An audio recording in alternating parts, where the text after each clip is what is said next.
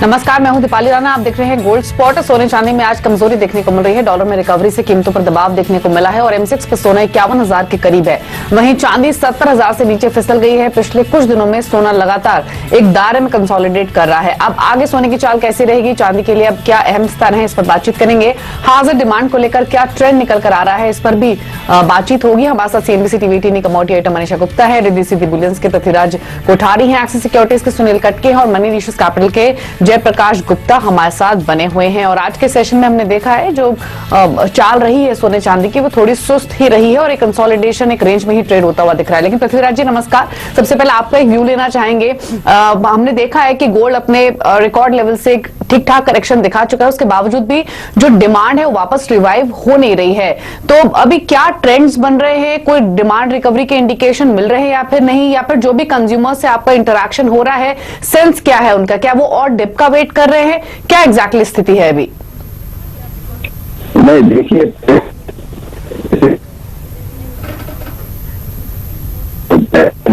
तो आएगी और काफी टाइम के बाद में आपने देखा होगा कि पूरा लॉकडाउन था, धीरे धीरे खुल रहा है। तो लोग सेकंड चीज है कि अभी मैडम ऐसा है कि कोई भी सीजन नहीं है, ना मैरिज सीजन है ना फेस्टिवल है, और ऑलवेज भी आप देखोगे तो स्लैग पीरियड रहता है। अब सिर्फ इस पैंडेमिक की वजह से जो इन्वेस्टमेंट डिमांड आया था उसकी वजह से थोड़ा पैनिक बाइंग लोगों की हो गई थी, पर ओवरऑल आप देखोगे तो लिक्विडिटी मार्केट में क्राइसिस है, लिक्विडिटी के एवरीवेयर, और हर एक को पैसे की जरूरत है। तो उसके रहते मार्केट के अंदर आज $40-50 का डिस्काउंट हो गया है। आप चाइनीज मार्केट देखोगे तो वहां पे $80 का डिस्काउंट है। तो हर जगह के ऊपर लिक्विडिटी क्राइसिस होने की वजह से थोड़ी बहुत सेलिंग है, और उसके सामने कंजम्पशन कुछ भी नहीं है, ना फेस्टिवल नहीं है, ना कोई मैरिज भी नहीं है, और अधिक मास होने की वजह से इस टाइम पे दीपावली, नवरात्रि ये भी थोड़ा लेट है, 1 महीना, तो उसका भी थोड़ा बहुत इम्पैक्ट आ रहा है। और तो थर्ड चीज हो रही है कि कोई अभी मूव नहीं हो सकते, लोग आने में अभी भी डर रहे हैं, अभी भी सिचुएशन इतनी कंट्रोल में नहीं है कि खरीदी करने भी आए, तो थोड़ा बहुत मिक्स वातावरण चल रहा है। तो इसके लिए अभी बहुत थोड़ी टाइम लगेगी इसको स्ट्रीमलाइन होने में। कोठारी जी, जैसे आपने कहा कि स्क्रैप सप्लाई बाजार में आ रही है लेकिन मांग उसके सामने नहीं है, मांग वैसे भी बाजार में नहीं है, आपने काफी सारे रीजंस उसके गिनाए। डिस्काउंट्स हमने जाना है कि जो वर्ल्ड में 2 सबसे बड़े कंज्यूमर्स हैं फिजिकल गोल्ड के, वो चीन और भारत हैं, और दोनों ही जगह हमने यहाँ पर काफी हैवी डिस्काउंट्स होते हुए देखे हैं। पिछले हफ्ते $45-50 तो भारत में ही था, $80-90 हमने चाइना में भी आते हुए देखा है। इसका क्या मतलब समझा जाए? इसका मतलब ये है कि मैडम यहाँ पे डिमांड बिल्कुल है नहीं है, फिजिकल डिमांड कहीं पे भी है नहीं है। इंपोर्ट अभी इस डिस्काउंट में इंपोर्ट भी नहीं होगा, प्लस जो लोकल होता है, और अभी आपने देखा इंडिया गुड डिलीवरी बार भी अभी स्टार्ट हो गया है, तो उससे काफी इम्पैक्ट आएगा, अपने इंपोर्ट फिगर पे भी इम्पैक्ट आएगा, प्लस जो डोमेस्टिक माल है उसका थोड़ा ज्यादा डिमांड रहेगा। जो डिस्पैरिटी रहती थी वो काफी हद तक कम हो जाएगी मार्केट में। तो कोठारी जी, एज ऑफ नाउ किस तरह की मांग है? पिछले साल से कंपेयर करें तो क्या परसेंटेज की मांग है? क्योंकि मांग एब्सोल्युटली गायब है, इसीलिए यहाँ पर डीलर्स $40-50 का डिस्काउंट दे रहे हैं। देखिए, मांग अभी आप देखोगे तो सॉवरेन गोल्ड बॉन्ड जो लास्ट अभी स्क्रिप्ट जो था इनका, जो मंथ ऑफ जुलाई जी, जो अगस्त के अंदर 6 अगस्त से 10 अगस्त था, उसमें ऑल टाइम हाई पे बाय हुआ, मतलब ऑलमोस्ट 6.5 6.34 टन हुआ है, और in terms of rupees 3,300 crore के आसपास की बाइंग हुई है। इट मीन इन्वेस्टमेंट डिमांड तो अभी भी काफी है। लेकिन आप कहेंगे कोठारी जी, इन्वेस्टमेंट डिमांड सारी पेपर में आ रही है, क्योंकि सोवरेन गोल्ड बॉन्ड्स है या फ्यूचर्स में हमने वॉल्यूम्स बढ़ता हुआ देखा है। जो भी रिफॉर्म्स आ रहे हैं वो भी फ्यूचर्स की तरफ आ रहे हैं, चाहे हम क्वांट गोल्ड की बात करें, बुलडेक्स की करें, या फिर जैसे आपने कहा गुड डिलीवरी यहाँ पर NSE ने स्टार्ट करी है, ETF में खरीदारी है, तो पेपर गोल्ड में खरीदारी है। लेकिन फिजिकल बाजार में बुलियन डीलर्स, ज्वेलर्स, यहाँ पे क्या मूवमेंट्स हैं? फिजिकल डिमांड बहुत कम है। बहुत बोले तो अगर मैडम आप देखोगे तो सिर्फ 20% डिमांड है फिजिकल का, ज्वेलरी साइड के अंदर। ज्वेलरी साइड का मेनली डिमांड होना जरूरी है, जो वहां पे ज्वेलरी साइड में डिमांड 20-30% ही डिमांड है सिर्फ, तो उसके रहते थोड़ा डिस्पैरिटी ज्यादा हो गई है।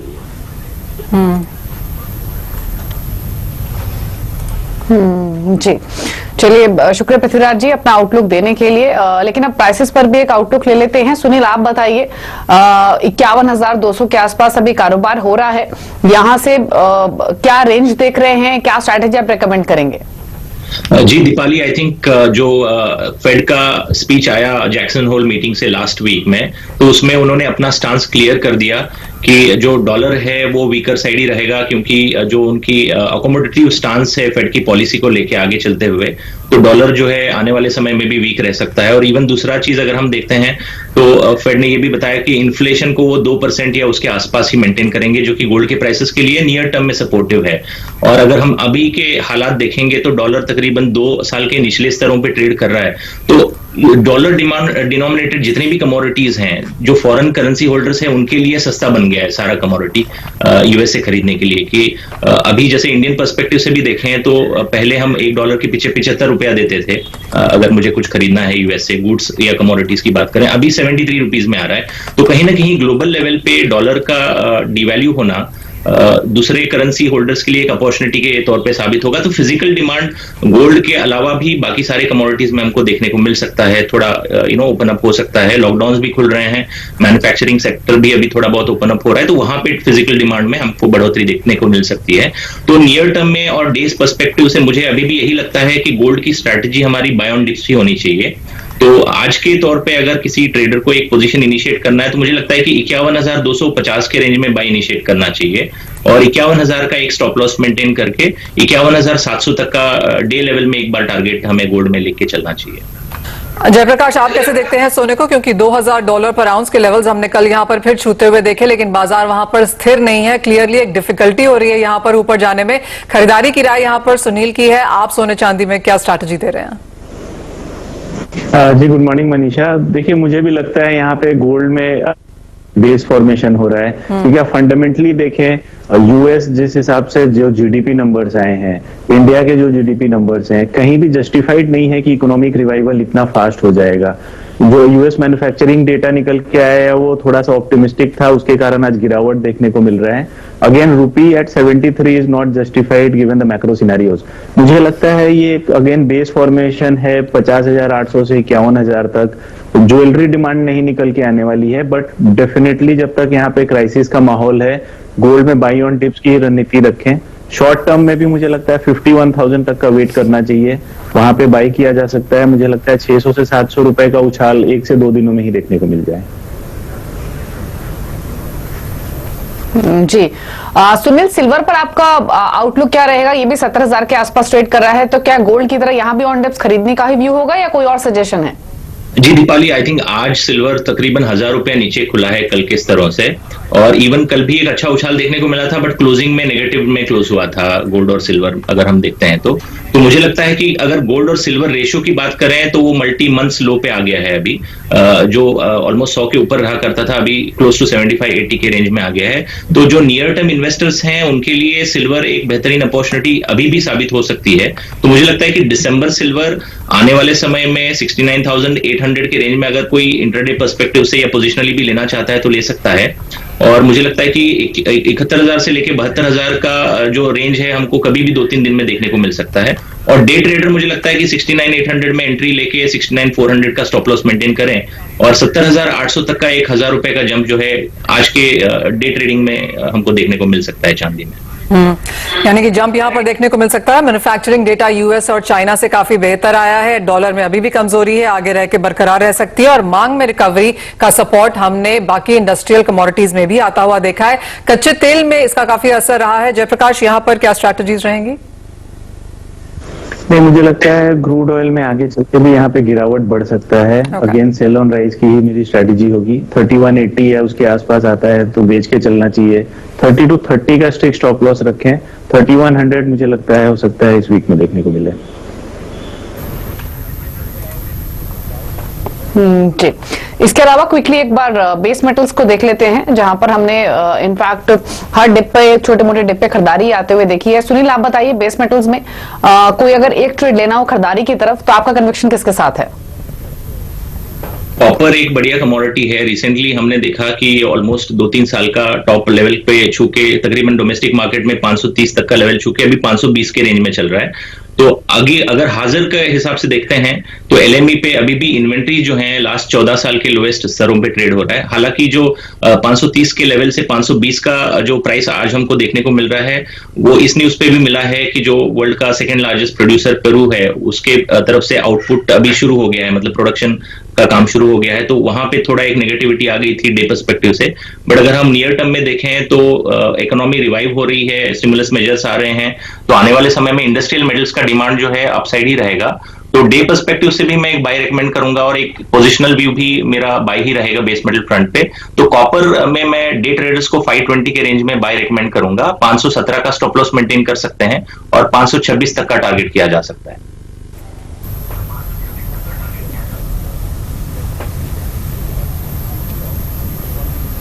जी जयप्रकाश, बेस मेटल्स में ही आप कौन सा बेस मेटल खरीदने की सलाह देंगे या फिर कोई और व्यू है?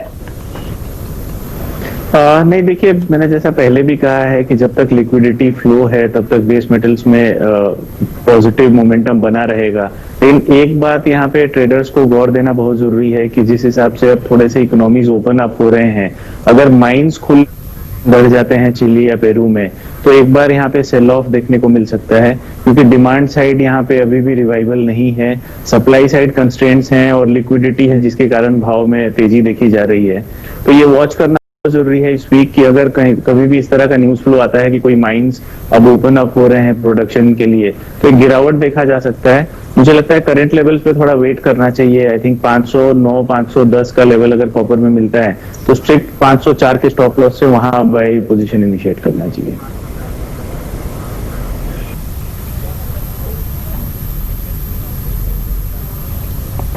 जी चलिए, इसी के साथ एक ब्रेक के लिए यहाँ पर रुक रहे हैं। जब वापस लौटेंगे तो आज की हॉट कमोडिटी भी आपको बताएंगे, साथ ही एग्री में कहां पर अपॉर्चुनिटीज हैं उसको भी समझेंगे एक छोटे से ब्रेक के बाद।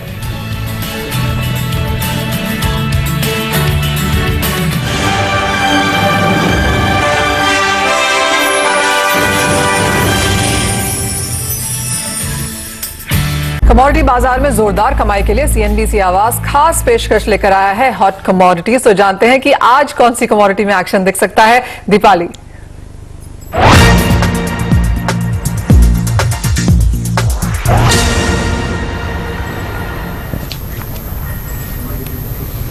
आज की हॉट कमोडिटी कॉपर है, जिसका अभी सुनील जी भी जिक्र कर रहे थे। काफी सारे फैक्टर्स इनफैक्ट उन्होंने ही बताए हैं कि क्यों खरीदना चाहिए इंट्राडे पे पोजीशनल पर्सपेक्टिव से। लेकिन हमारे जो टारगेट्स रहेंगे 518 के आसपास खरीदने की सलाह है, टारगेट 526 के रहेंगे, 514 का एक स्टॉप लॉस मेंटेन कर सकते हैं। इनफैक्ट कई सारे तो ऐसे मल्टीपल फैक्टर्स है जो कि अक्रॉस बेस मेटल्स को सपोर्ट कर रहे हैं। चाइना के जो डेटा आ रहे हैं वो पॉजिटिव रहा है। हमने देखा है कि लगातार 5 महीने से जो चाइना का पीएमआई है वो 50 के ऊपर बना हुआ है। ग्लोबल मैन्युफैक्चरिंग एक्टिविटीज एक्सपैंड कर रही हैं, तो यूएस और साथ ही साथ यूरोप में जो मैन्युफैक्चरिंग एक्टिविटीज है वो बढ़ी है, तो उसका फायदा across the board base metals को मिलेगा। अगर हम कॉपर की बात करें तो एलएमई इन्वेंट्री भी 15 इयर्स लो पर ट्रेड कर रही है। तो मल्टीपल फैक्टर्स है जो कि सपोर्ट कर रहे हैं बेस मेटल्स को। कॉपर सबसे बेहतर लग रहा है क्योंकि ओवरऑल ट्रेंड भी इसका काफी फर्म है और अच्छी अपॉर्चुनिटी यहां पर हो सकती है खरीदारी की। तो इसीलिए कॉपर खरीदने की सलाह है 526 के टारगेट्स के लिए, स्टॉप लॉस 514 पर। दीपाली, अगर मैं फंडामेंटल्स आपके लिए जोड़ सकूं तो वो ये कि चिली में जो प्रोडक्शन है वो जुलाई में 4.5% गिरा है और सिटी की तरफ से एक रिपोर्ट आई है जहां पे उन्होंने कहा है कि जिस तरह की मांग देखने को मिली है अगले साल कॉपर में डेफिसिट रह सकता है। तो जैसे दीपाली ने आपको बताया कि आज के लिए, नियर टर्म के लिए और इवन लॉन्गर टर्म के लिए यहां पर काफी अच्छे फंडामेंटल्स हैं। शुक्रिया दीपाली उसके लिए। लेकिन अब हम रुक करेंगे यहां पर एग्रीकल्चर में, जहां पर चने सहित ज्यादातर दालों में पिछले कई दिनों में तेजी का रुझान रहा है। एनसीडीएक्स पर चने के दाम 33 महीने के ऊपरी स्तर पर है। त्योहारी मांग और सप्लाई तंग होने से यहां पर बढ़त देखने को मिली है। इसके अलावा कई राज्यों में फसल खराब होने से उड़द और मूंग में भी हाल के दिनों में मजबूती रही है। आगे दालों को लेकर क्या नजरिया बन रहा है, इस पर बात करने के लिए हमारे साथ दलहन कारोबारी सुनील बलदेवा हैं। सुनील जी नमस्कार। लगातार यहां पर तेजी है। अगस्त में करीबन 13% की बढ़त देखने को मिली। सितंबर में हमने 5000 के स्तर यहां पर ऊपर में पार होते हुए देखे हैं। आज ऑफकोर्स कुछ मुनाफा वसूली है, लेकिन जिस तरह के फंडामेंटल्स है आप कहेंगे कि यहां पर तेजी आगे बरकरार रह सकती है? बिल्कुल मनीषा जी, क्योंकि अगस्त में एक डिमांड आई थी क्योंकि हम धीरे धीरे अनलॉक की तरफ बढ़ रहे हैं, तो जैसे जैसे हम अनलॉक फेज की तरफ बढ़ रहे हैं धीरे धीरे डिमांड इंप्रूव हुई है, इसलिए एक अच्छी रैली दिखाई दी है पल्सेज में। लेकिन जहां तक मैं चने की बात करूं तो मुझे लगता है पिछले फ्राइडे को मैंने आपके चैनल में बोला था कि 5200 और 54 के बीच में कहीं दिल्ली जा सकता है। तो मुझे लगता है कि कल 52 तक दिल्ली दिख चुका है और इसकी एक रैली जो है वो हमें खत्म समझनी चाहिए और इसमें प्रॉफिट बुक करना चाहिए। जहां तक उड़द की बात करें तो उड़द में बारिश की वजह से क्रॉप भी खराब हो रही है और बर्मा में करीबन 2.5 लाख टन माल ही बचा है। तो चाइना भी बराबर कंपटीशन में इंपोर्ट कर रहा है और इंडिया में क्योंकि कोटा जो है वो एक्सटेंड नहीं हो पाए हैं। यदि उड़द में माल नहीं आता है तो उड़द में एक अच्छी खासी तेजी हमें देखने को मिल सकती है। मूंग की बात करें तो मूंग में राजस्थान में एक अच्छी क्रॉप है और बारिश भी अच्छी हुई है, तो राजस्थान चूंकि अच्छा खासा सप्लाई कर देगा, इसे मूंग में मुझे बहुत बड़ी तेजी नहीं दिखाई दे रही है। तुअर की बात करें तो तुअर में नाफेड के पास 5.5 लाख टन का स्टॉक है और प्राइवेट में भी स्टॉक अच्छा खासा कर रखा है। तो मुझे इसमें भी कोई बहुत बड़ा उतार चढ़ाव नहीं लगता है। बेसिकली मुझे आगे रैली केवल उड़द में दिखाई दे रही है, बाकी मुझे लगता है कि मूंग और चने में, मसूर में इसमें प्रॉफिट बुकिंग करनी चाहिए। पर आपको लगता है चने में और गिरावट देखने को मिल सकती है क्योंकि अपने हाई से यहाँ पर ऑलरेडी कुछ मुनाफा वसूली आई है, इन करंट लेवल्स पे आपको लगता है और गिरावट आएगी? 47-48 के रेंज में जाके चना रुक जाएगा। 48-47 में जाके चना रुक जाएगा। जैसे पिछले में फ्राइडे को बोला था कि कुछ मैनिपुलेशन द्वारा ज्यादा चने को बढ़ाया जा रहा है, डिमांड से ज्यादा बढ़ाया जा रहा है। और क्योंकि नाफेड ही एक्चुअल में केवल इसमें सप्लायर और नाफेड के यदि 1 बिट या 2 बिट किसी ने डाल दी, 5 हजार की डाल दी, तो नाफेड 5 हजार का ही माल छोड़ता था, नीचे का माल नहीं छोड़ता है जी। तो वो इसकी वजह से बाजार को ज्यादा क्रिएटिव तेजी करनी चाह रहे थे कोई, लेकिन वो 2-3 दिन में क्योंकि दाल ने और बेसन ने डिमांड साथ नहीं दिया, इसलिए वापिस जो है मुझे लगता है 47-48 इस भाव में ही मिलर की डिमांड आएगी और ये भाव नॉर्मल भाव रहेंगे चने के। यानी कि करंट लेवल्स पे कंसोलिडेशन आ जाएगी, कुछ मुनाफा वसूली ऑलरेडी हमने यहाँ पर आते हुए देखी है कल के हाई से। सुनील, आप कैसे देखते हैं चने के भावों में? जैसे सुनील जी कह रहे हैं कि उड़द में तो यहाँ पर बढ़त रहेगी लेकिन चने में कुछ मुनाफा वसूली रह सकती है। ईशा जी, चना आज 20 रुपए के तेजी पे ट्रेड हो रहा है, एनसीडीएक्स में 4940 के रेंज में ट्रेड हो रहा है। तो मुझे लगता है कि अगर ट्रेडर सेंटिमेंट देखें तो खरीफ क्रॉप जो है महाराष्ट्र एमपी में अत्यधिक बारिश की वजह से जो डैमेज हुआ है वो न्यूज जो है सपोर्टिंग फैक्टर है। और आज की तारीख में अगर हम देखें तो इनफैक्ट नाफेड की तरफ से भी जो सप्लाई आना चाहिए वो नहीं आ रहा है। तो कहीं ना कहीं फिजिकल में माल की अवेलेबिलिटी नहीं है, तो उसका सपोर्ट जो है हमको देखने को मिला था, जिसकी वजह से ये 5000 के लेवल्स भी क्रॉस कर चुका था। हालांकि वो सस्टेन नहीं कर पाया है। बट अगर मैं डे पर्सपेक्टिव से बात करूंगा तो आज ऑलरेडी 20 रुपए का तेजी पे चना ट्रेड हो रहा है, तो मुझे लगता है कि और 40-50 रुपए का तेजी इंटरडे पर्सपेक्टिव से देखने को मिल सकता है। भले ही नियर टर्म जी एक्चुअली फ्यूचर थोड़ा सा दूरी से चल रहा है यहाँ पर स्पॉट में देखें, क्योंकि सुनील बलदेवा जैसे कह रहे थे कि स्पॉट में ऑलरेडी हम 52-53 के लेवल्स आता हुआ देख रहे हैं, तो फ्यूचर्स में हमने सिर्फ 50 के लेवल्स आते हुए देखे हैं। सुनील, आप यहाँ पर सोयाबीन पे भी कैसे भाव देखते हैं, क्योंकि यहाँ पर दूसरे दिन मुनाफा वसूली है? मुझे लगता है कि सोयाबीन के प्राइसेस में भी एक अच्छी डिमांड हमको देखने को मिली थी। बट अभी जो ड्राई वेदर का फोरकास्ट आया है साउथ राजस्थान में, वेस्ट एमपी में और गुजरात में, जो कि क्रॉप के लिए अच्छा माना जाता है, उस वजह से आज हमको थोड़ा मुनाफा वसूली सोयाबीन के प्राइसेस में देखने को मिल रही है। बट जो क्रॉप डैमेज हुआ है एक्सेसिव रेन की वजह से, और इवन अगर हम यूएस क्रॉप डेटा देखें तो क्रॉप ड्राइनेस की वजह से डिटोरिएट हो रहा है। तो इवन यूएस में सोयाबीन के प्राइसेस जो है इंप्रूव हो रहे हैं, और इवन चाइना फ्रंट पे भी सोयाबीन की इंपोर्ट जो है बढ़ी है। तो ओवरऑल ग्लोबल सिनारियो देखें तो मुझे लगता है कि सोयाबीन के प्राइसेस में फिर से बाउंस बैक आ सकता है। तो सोयाबीन में मुझे लगता है कि 3900 या 3920 के रेंज में डोमेस्टिक मार्केट में बाय इनिशिएट किया जा सकता है, और 3880 का स्टॉप लॉस मेंटेन करके 3990 तक का टारगेट किया जा सकता है। खरीदारी यहाँ पर फूड एग्रीकल्चर कमोडिटीज में जारी रहेगी, लेकिन रुपए पे ध्यान देना जरूरी है। और जयप्रकाश, यहाँ पर आप कैसे देखते हैं ट्रेंड्स, क्योंकि 6 महीने के हाईज के बाद कुछ मुनाफा वसूली यहाँ पर? जी मनीषा, मुझे लगता है यहाँ पे रुपए में अब यहाँ से कमजोरी बढ़ सकता है, क्योंकि जो फंडामेंटल्स हैं, मैक्रोज हैं, वो बिल्कुल सपोर्टिव नहीं है। जो जीडीपी के निराशाजनक नंबर्स थे, अक्रॉस सेक्टर्स यहाँ पे स्लो डाउन देखा जा रहा है। तो मुझे लगता है यहाँ पे करंट लेवल्स पे भी यूएसडी आईएनआर बाई करके चला जा सकता है। मुझे लगता है यहाँ से अगर थोड़ा सा व्यू रखें 1 वीक का, तो यहाँ से मुझे लगता है 0.5% से ज्यादा का उछाल, मतलब 35 से 40 पैसे का उछाल करंट लेवल से देखने को मिल सकता है। चलिए, 2 चीजें यहाँ पर आज काफी बुलिश नजर आई हैं, वो है खाने की चीजें और इसके अलावा मेटल्स में तेजी बरकरार है। रुपए में थोड़ी सी यहाँ पर जो तेजी है वो कम होती हुई नजर आई है। बहुत शुक्रिया सुनील और जयप्रकाश हमारे साथ जुड़ने के लिए और उन सभी कमोडिटीज एंड करेंसीज पर अपनी राय देने के लिए। मुझे भी दीजिए इजाजत, आप देखते रहिए CNBC आवाज।